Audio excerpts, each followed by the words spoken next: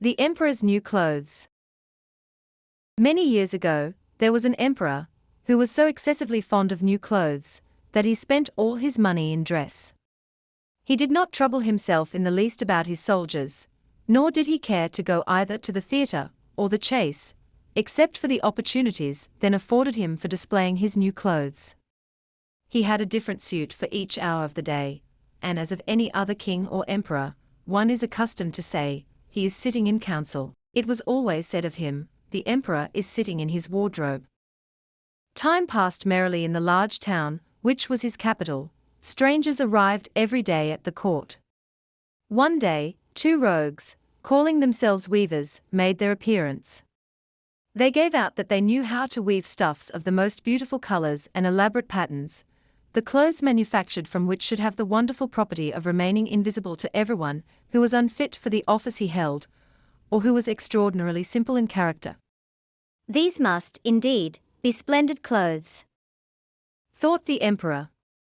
Had I such a suit, I might at once find out what men in my realms are unfit for their office, and also be able to distinguish the wise from the foolish. This stuff must be woven for me immediately. And he caused large sums of money to be given to both the weavers in order that they might begin their work directly. So the two pretended weavers set up two looms, and affected to work very busily, though in reality they did nothing at all. They asked for the most delicate silk and the purest gold thread, put both into their own knapsacks, and then continued their pretended work at the empty looms until late at night. I should like to know how the weavers are getting on with my cloth, said the emperor to himself. After some little time had elapsed, he was, however, rather embarrassed when he remembered that a simpleton, or one unfit for his office, would be unable to see the manufacture. To be sure, he thought he had nothing to risk in his own person, but yet, he would prefer sending somebody else to bring him intelligence about the weavers and their work before he troubled himself in the affair. All the people throughout the city had heard of the wonderful property the cloth was to possess, and all were anxious to learn how wise, or how ignorant, their neighbors might prove to be. I will send my faithful old minister to the weavers, said the emperor at last, after some deliberation.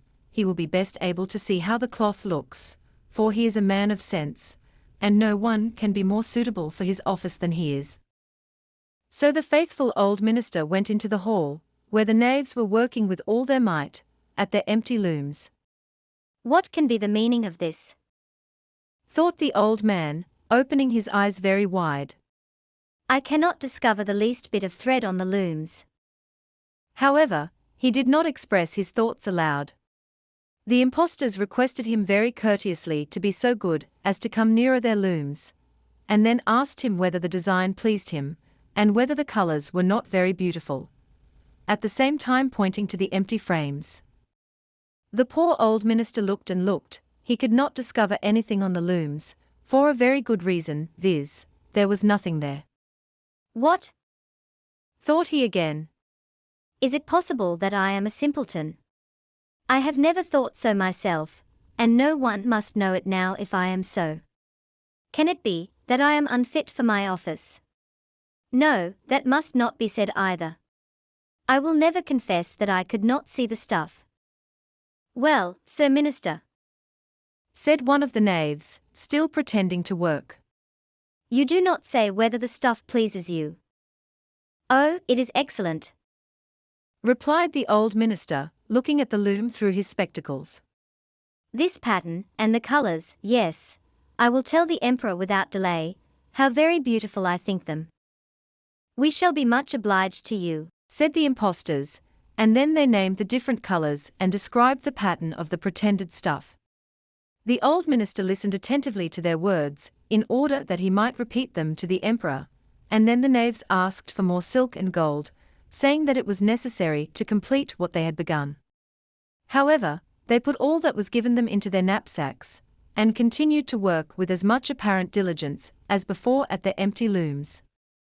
The emperor now sent another officer of his court to see how the men were getting on, and to ascertain whether the cloth would soon be ready. It was just the same with this gentleman as with the minister. He surveyed the looms on all sides, but could see nothing at all but the empty frames. Does not the stuff appear as beautiful to you, as it did to my lord the minister? Asked the impostors of the emperor's second ambassador, at the same time making the same gestures as before, and talking of the design and colors which were not there. I certainly am not stupid, thought the messenger. It must be that I am not fit for my good, profitable office.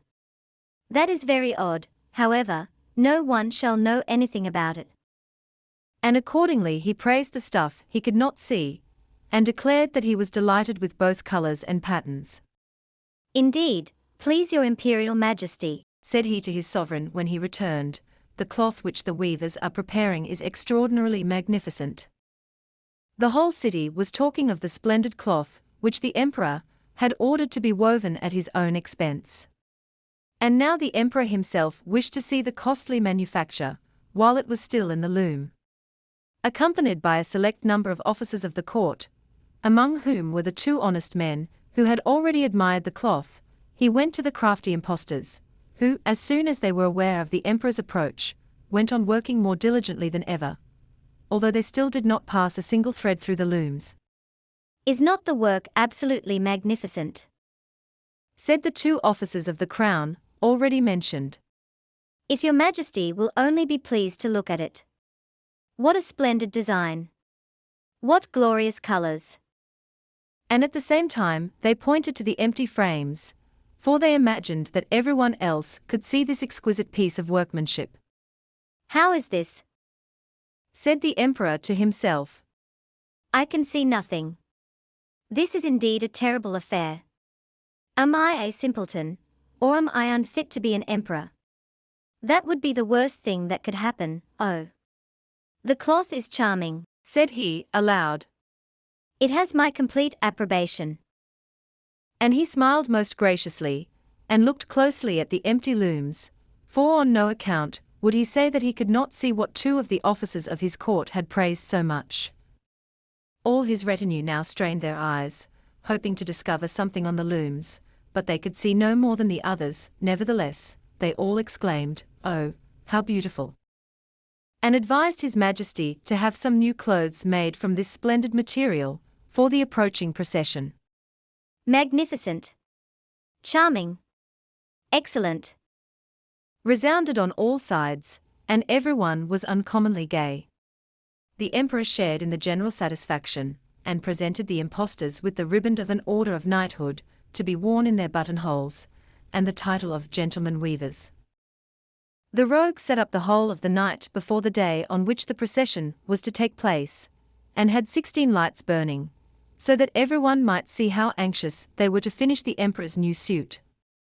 They pretended to roll the cloth off the looms, cut the air with their scissors, and sewed with needles without any thread in them. See! cried they, at last. The emperor's new clothes are ready. And now the emperor, with all the grandees of his court, came to the weavers, and the rogues raised their arms, as if in the act of holding something up, saying, "Here are your majesty's trousers. Here is the scarf. Here is the mantle. The whole suit is as light as a cobweb. One might fancy one has nothing at all on, when dressed in it. That, however, is the great virtue of this delicate cloth."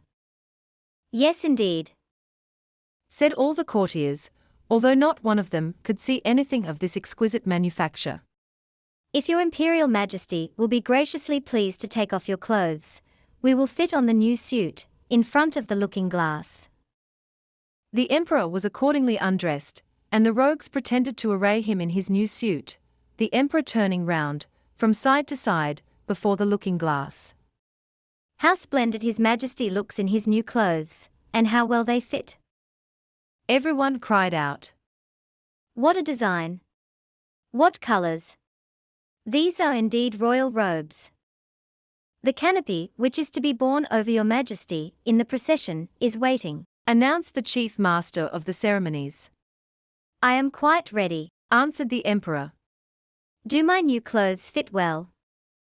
asked he, turning himself round again before the looking-glass, in order that he might appear to be examining his handsome suit. The lords of the bedchamber, who were to carry his majesty's train, felt about on the ground, as if they were lifting up the ends of the mantle, and pretended to be carrying something, for they would by no means betray anything like simplicity or unfitness for their office. So now the emperor walked under his high canopy in the midst of the procession, through the streets of his capital, and all the people standing by, and those at the windows, cried out, "Oh, How beautiful are our emperor's new clothes! What a magnificent train there is to the mantle, and how gracefully the scarf hangs!" In short, no one would allow that he could not see these much admired clothes, because, in doing so, he would have declared himself either a simpleton or unfit for his office. Certainly, none of the emperor's various suits had ever made so great an impression as these invisible ones. "But the emperor has nothing at all on," said a little child. "Listen to the voice of innocence," exclaimed his father, and what the child had said was whispered from one to another. "But he has nothing at all on," at last cried out all the people. The emperor was vexed, for he knew that the people were right, but he thought the procession must go on now. And the lords of the bedchamber took greater pains than ever to appear holding up a train, although, in reality, there was no train to hold.